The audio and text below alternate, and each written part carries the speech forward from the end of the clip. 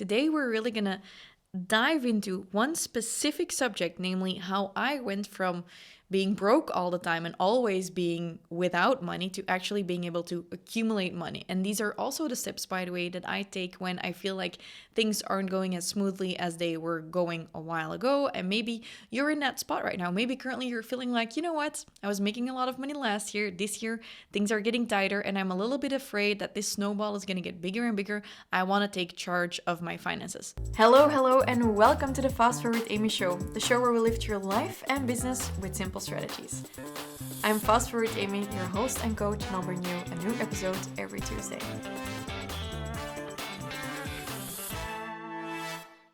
I used to always balance my bank account between €0, minus €50, and about €1,000. And every month it was a struggle to get back into that over 1,000, and every month my money was gone. I was so used to always being broke that at a certain point I was like, you know what? I'm sick of this. I really want to learn more about how the wealthy got wealthy, because I am sick of this situation where money is such a fearful thing for me. So I started researching some stuff, and actually a couple of months later, I wasn't between that 0 and 1,000 every month anymore, and I started actually accumulating more and more money. A part of that had to do with my mindset. A part of that had to do with the way I was managing the money I had. So in the past couple of episodes, you've heard me talk about money. Today, we're really gonna dive into one specific subject, namely how I went from being broke all the time and always being without money to actually being able to accumulate money. And these are also the steps, by the way, that I take when I feel like things aren't going as smoothly as they were going a while ago. And maybe you're in that spot right now. Maybe currently you're feeling like, you know what? I was making a lot of money last year. This year, things are getting tighter, and I'm a little bit afraid that this snowball is going to get bigger and bigger. I want to take charge of my finances. So that's what we're going to be doing today. I'm going to try and make it a mini episode, and we're going to look at 3 steps that I always take when I want to break out of a negative money cycle, or that you could take if you're on the verge of being broke. And of course, I know I'm privileged, and broke for me doesn't mean €50,000 in debt. For example, in Belgium, we also don't have debt like we have in the US. Because in Belgium, we don't have huge student loans and stuff like that. So take it with a grain of salt. It kind of depends on where you are at in this journey.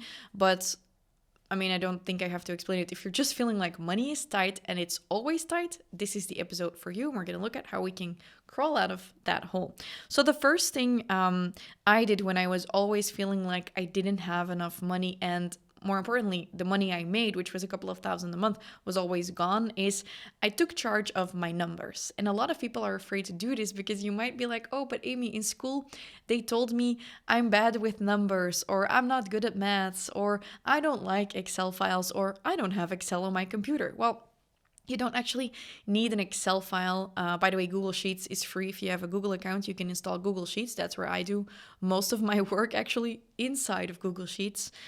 There's this mug and it says "freak in the sheets" with like an image of an Excel file. I love that mug. I don't have it, but I should make one like that. So the first step is knowing your numbers, because when you write down your numbers, be that on a piece of paper, on a whiteboard, in an Excel file, Google Doc, notes, notepad, Remarkable, you get the gist.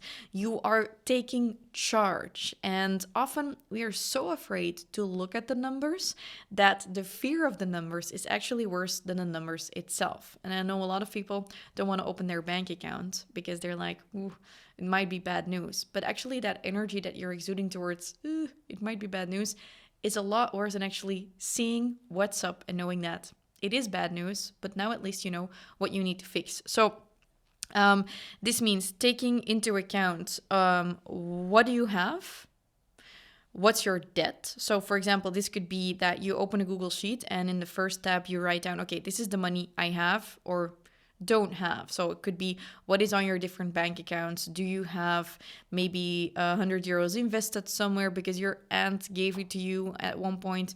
Do you have €100 hidden somewhere? Do you have a separate bank account that you haven't touched? Could also be that you're like, hey, it's minus 100 and that's all there is to it. Okay, That could also be a thing, or even worse. Even then, it's still good to just know, right? So the first page is, what do you have in terms of liquid? So this could be the Bitcoin that you invested in that totally lost all of its value, but you still might have 50 euros of Bitcoin left. I don't know. This varies, by the way, on when you are listening to this episode, because Bitcoin does crazy things. By the way, this is not a financial advisory episode. Please don't take actual advice from me. I'm not certified to do that. I'm only sharing my experience. So I'll say what I do.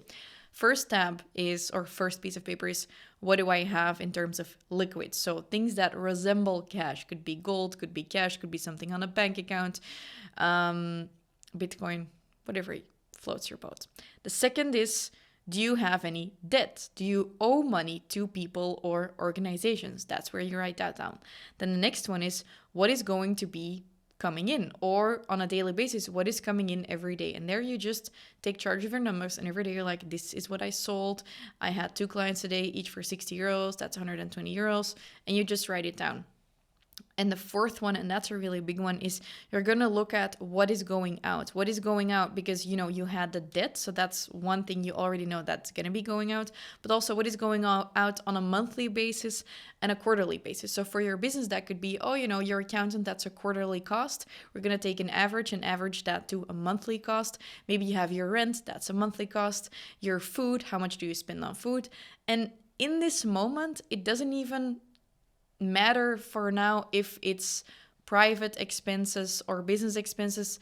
What matters here is that you start knowing your numbers. I'm not even saying, hey, and the final result, divide that by 5, add the VAT, and then go to a bank. No, I'm not saying you have to do anything. All I'm saying is step 1 is know your numbers, because when you know stuff and when you're self-aware about them, you're gonna start shifting gears. So for example, for me, I've had a lot of unexpected costs in my business the last couple of months. A part of that was due to just the government increasing wages. And as I have quite a lot of people working for me, all of the wages went up 11%. So that means that a lot of my costs went up 11%. And that does kind of make me aware of the fact that I need to be mindful of what's going out, which brings me to my second point. And I'll just tap into that. But just knowing things will make it easier for you to focus on increasing or decreasing certain things. So step 1, know your numbers. Start a notebook or an Excel sheet or a Google sheet where you just start writing down, what do you have in terms of liquids? I'm going to repeat it. Secondly, do you have any debt? What is it? Write it down. Third, what's coming in. This could be in real time, where every day you just write down what's coming in, or you write down what's usually coming in, just a term of a positive cash flow thing. And this could also be just your paycheck every month if you're employed somewhere. And the fourth one was, what is going out? And what's going out actually also brings us to the second step, namely being, you have to control what's going out. So what I was talking about just now is that I started noticing a lot of costs increasing. And I was like, wow. And I was just in this pivoting point in my business because we are building a business school. I had pressed pause on my business coaching programs to figure out what my next steps were. So I had all of these costs, but not a lot of income. And I was like, shit. So last week I was in a supermarket and I actually noticed my boyfriend and I looking at the price per kilo, which is something, I'm going to be honest with you, I haven't done this in years. For the past couple of years, one of my money things was when I go to the supermarket, I don't want to have to pay attention to anything. But because everything has gotten so much more expensive, last week I was buying corn and I saw there is expensive corn and there is cheap corn. And I don't really care about either of those two. I just want some corn for my salad. So I was like, okay, which one is the cheapest per kilo? And I got the cheapest per kilo one. Now you might be thinking, Amy, genius idea. I should do that in the grocery store. Or you're thinking, Amy, I always do this when I'm in the grocery store. I always pay attention to the price per kilo, or pounds or ounces or whatever it is other people say that don't use the word kilo. But maybe you haven't been paying as much attention. So maybe you have some Apple iCloud subscriptions running. Maybe you are paying something for 4 hours a week and you only need 3 hours of the virtual assisting per week. Maybe you could buy a little less of the things you buy in the supermarket because you don't have to buy it. Maybe you still have a freezer full of food. What I'm saying is, if you are currently in a situation where you feel like it's getting tighter and tighter, what happened for me is I realized that paying attention to what was going out was less stressful than continuing to spend the stuff. Not right now, but many, many years ago when I was feeling broke, that it was easier to just control what was going out than to stress about the fact that it was going out or to look at how can I make more money. So you might be used for me that I always talk about how can you make more money. And that is definitely true. But a really good step, and this is something I think we've heard many of the greats in the world say, it also just really pays off to not spend money, because not spending money is also making money. Does that mean not spending money on coaches or courses or learning skills? Hard no. I would definitely say continue to develop yourself so you can become as valuable as possible. So don't stop buying my courses. You actually really need that support. But it means, what are your assets and liabilities? What are things that actually are gaining you something? Like, you gaining a skill set means that your hour is becoming worth more versus you paying for corn that tastes the same but is at a lower price. And it might just be €1 here, but it might also be, for example, that you discover that you don't need as much office space, or you like working from home. Maybe you don't need the office anymore. I challenge you to look at how much is going out. You did that in step 1 about knowing your numbers. And now to look at, can I shave off 20% of my fixed expenses? Because this is the number one problem that we have, or that businesses have. Once our income declines, we see that our fixed costs are still high. And it doesn't matter if you're selling or not, if you're making a lot of money or not, those fixed costs can really drain your bank account really, really quickly. So have a look and try to shave off 10 to 20% of your fixed costs every month. This is going to probably be easier than making that amount in terms of sales, and it's going to give you a really good feeling because you know that you have control about what you're doing. I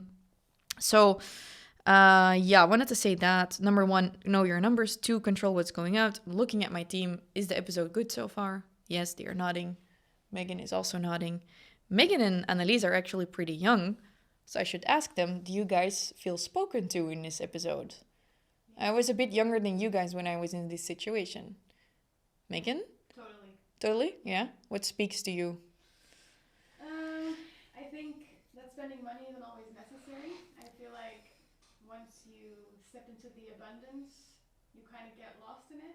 Okay, so what Megan is saying is that spending money isn't always necessary, and once you step into abundance, you kind of can get lost in it. That's funny because 2 episodes ago, I talked about, going from a scarcity to an abundance mindset. And what Megan says, I don't know if you could hear her or not, that's why I repeated it, is that you could hear her? Oh, nice. Microphones everywhere. She has such a nice English-speaking voice. We should bring her on the podcast. She hates this. Is that there is this taboo. It's like, it's not abundant to not spend money. But this thing that I like to say is, you can say, I can't buy this or I can't afford this, or you can say, I choose not to buy this. I choose to pay attention to what I buy and how much I spend.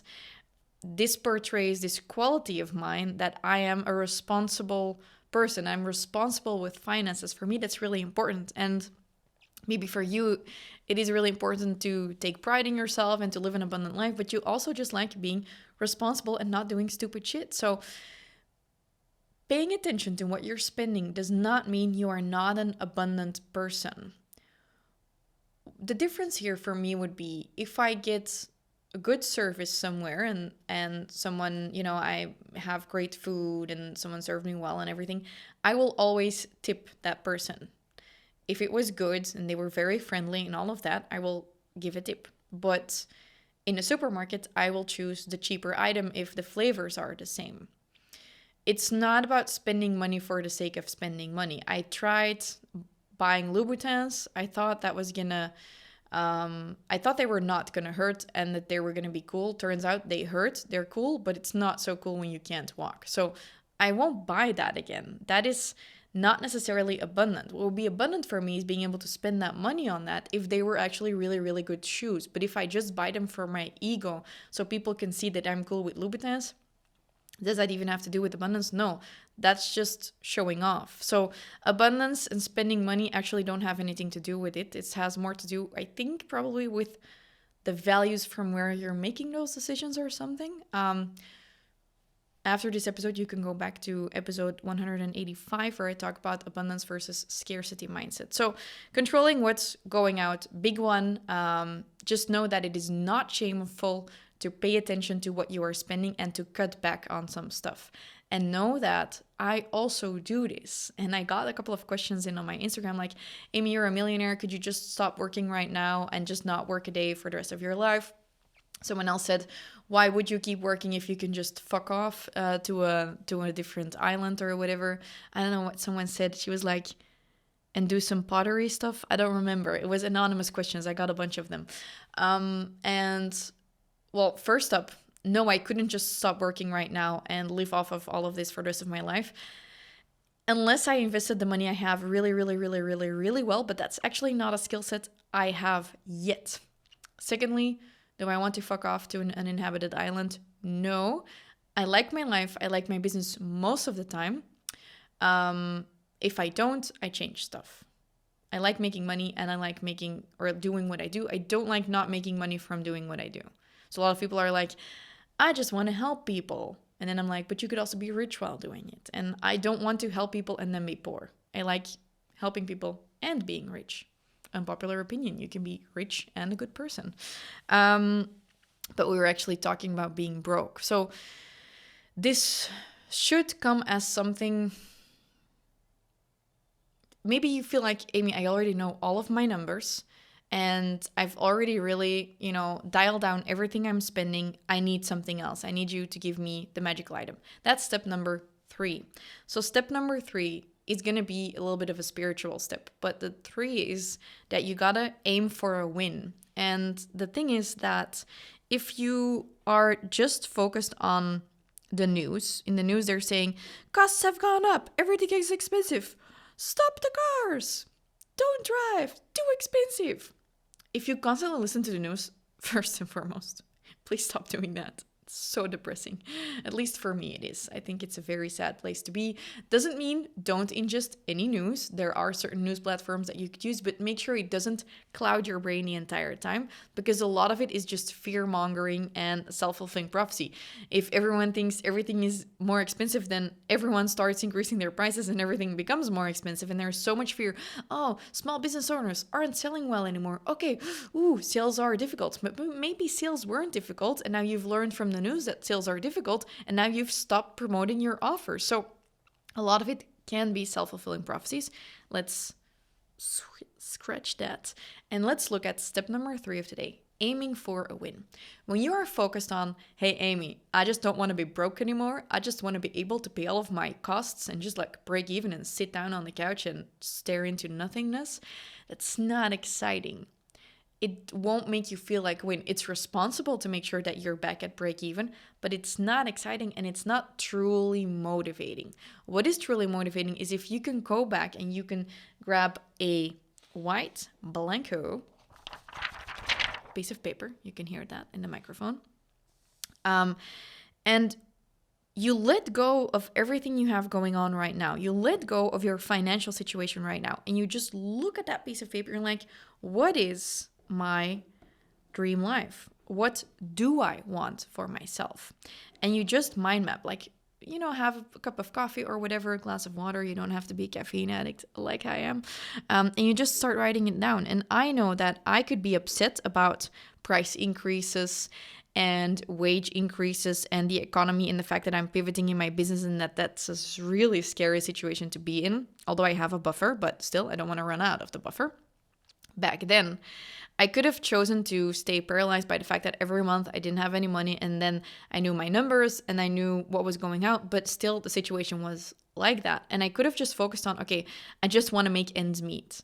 But what I shifted then is I started looking at a higher goal. I started looking at what do I want? And I had clients at the time who gave me this vision, because my clients at the time were super rich. They had houses with indoor pools, private jets. They just flew to Switzerland when they wanted it.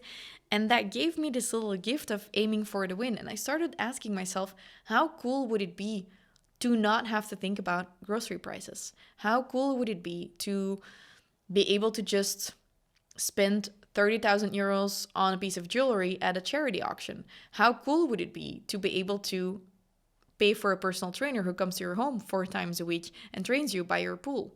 By the way, that's a vision that became a reality because I now have a personal trainer who comes to my house 4 times a week, who trains me by my pool. And back then, I was a personal trainer. I was like, how the fuck does one get to the point that they are able to afford this 4 times a week? Are these people crazy who are paying me? That's what I felt like back then until I shifted it. And I'm like, what can I learn from them?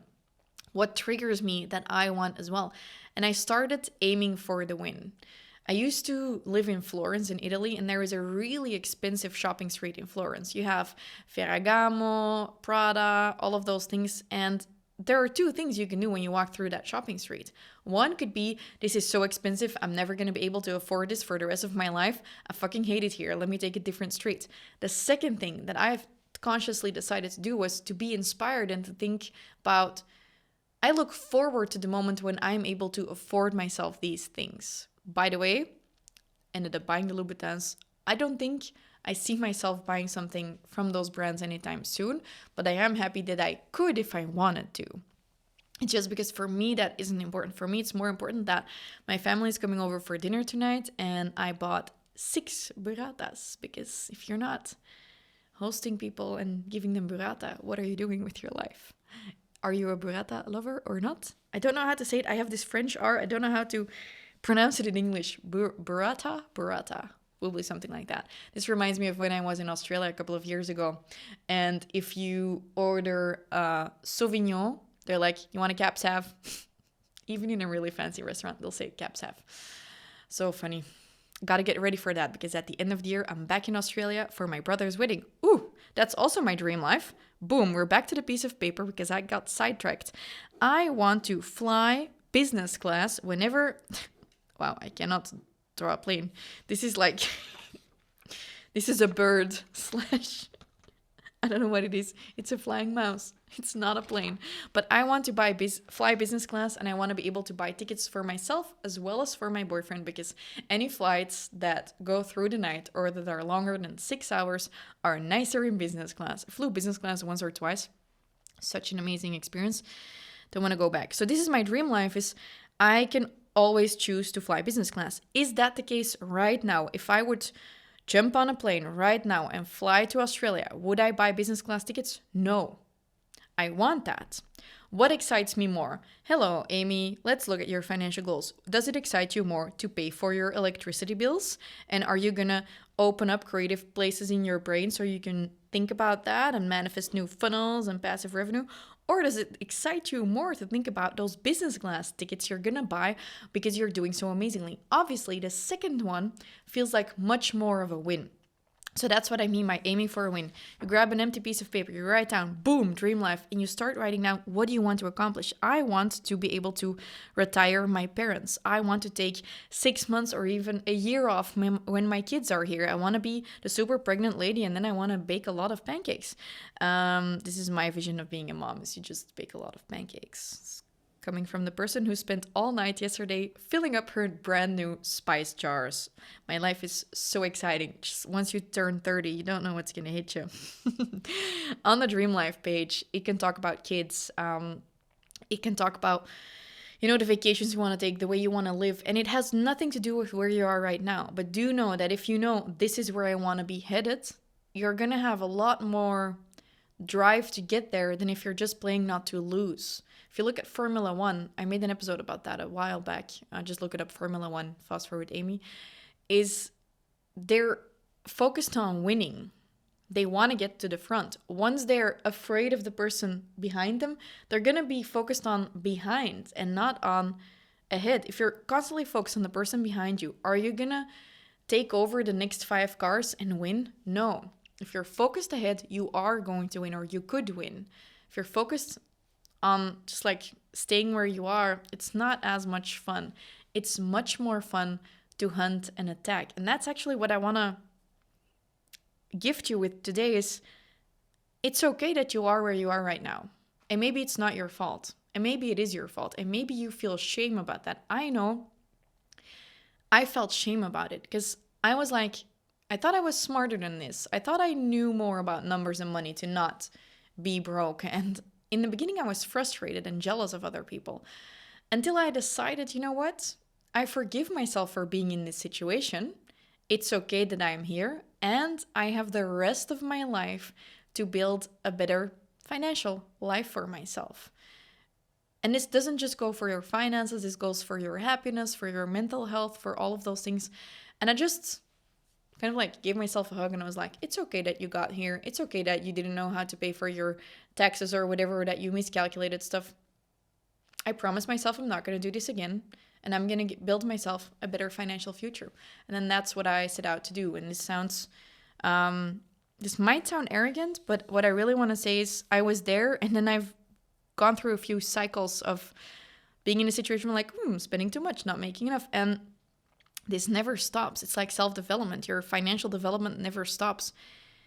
You don't have to be ashamed. So many people don't know how to get out of where they are right now. And even if you don't know it yet right now, your first step could be that you just forgive yourself and you're just like, this is okay. This happens to people. Now I'm going to work on moving forward. Haha, insert fast forward. So one of the things that you could start doing, by the way, is something I did back then. It's calculate your hourly worth. So I was like, okay, I want to increase my skills. I want to learn how I can, or what I can charge for my time. I want to know how much I could make per month or what my opportunity cost is. Maybe those terms are new for you, but long story short, I made this thing that I've taught to a lot of my clients. It's basically about calculating your hourly worth. So what is an hour worth? When you pay someone to come and, for example, clean your house so you can work, what do you charge for your services? When is something worth your time or not? Basically, your hourly worth calculator. You can find it and you can just insert a couple of numbers and then I'll give you your hourly worth. And then maybe you can look at how you can increase that and start making more in the future through my link, fastforwardamy.com/hourly worth calculator. Funny story. This doesn't exist at the moment of this recording. This is how I hack myself. This will air in a couple of weeks. And in a couple of weeks, Megan, we will have to have set this calculator up. I have the formula. I have the Excel file. I just need to create it in a format that you can access it. So this could be exciting. Go and have a look. Does the link work? fastforwardamy.com/hourly worth calculator. Okay. Hope this was motivating. Hope you don't hate me right now. If you feel super triggered, have a look at why that is. You're not alone. I used to feel triggered as fuck. Cried so much about my finances. But maybe you just needed to hear that it can get better. And I believe that you can do anything you set your mind to. And with that spirit, we want to get going and work on those finances. If you want to do that with me, by the way, I have a brand new program about money mindset, money management, and how you can get yourself out of that situation where you're like, ooh, money is too tight, to actually making a nice profit, to actually making wild profits. And that is my money makeover program. Side note, also not entirely 100% sure about the name. But this is the thing, when you batch podcasts, it's like you're traveling in time. So sometimes I have very big deadlines by the time I record a podcast, like, Amy, have you decided on a name yet? The entire team has been asking me, have you decided on a name? No, guys, I just fucked it up in this episode. So the program is called Something Money Makeover. And by the time you're listening to this episode, it's actually up and running. I'm running a Dutch round first and an English round later. This is the program that I wish I would have had in the beginning, when I was feeling like, where did all my money go? Why does it keep going away? How do I make more of it? How do I attract more money? And how do I stop hating money so it can stop hating me? That and a lot more you will learn inside of the Money Makeover, which is going to be made into 3 levels. And it's really going to be the thing that helps you become a millionaire. In any case, it's going to help you become a money magnet. So if you're interested in that, doing that with me, you can find it through fastforwardamy.com/money makeover. And if I change the name, I'll just redirect the link. So that's fastforwardamy.com/money makeover. Hope to see you there. I highly recommend the program. Bye-bye. Have a happy day. And remember, know your numbers, control what's going out, and aim for a win.